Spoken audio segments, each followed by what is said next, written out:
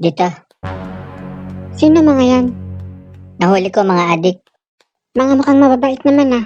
Kala mo lang yun. Ikulong na yan. Teka, Ha? dahil di naman kayo mukhang mga adik, bibigyan ko kayo ng chance para di na makulong. Paano po? Papakawalan ko kayo ng isang araw. Ang kailangan nyo lang gawin ay kumbinsin yung mga adik na tumigil sa paggamit ng drugs.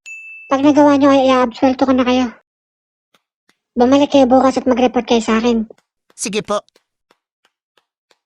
The next day. Yan na sila. Ano balita? May napatigil po ako ng 10 tao. Anong ginawa mo? Nagdrawing lang ako ng 2 bilog. Huh? Ang sabi ko ay itong malaking bilog ay ang utak nyo bago kayo mag-drugs. At itong maliit naman ay ang nagiging utak nyo kapag gumagamit na kayo. Wow, ang galing mo naman. Ikaw naman.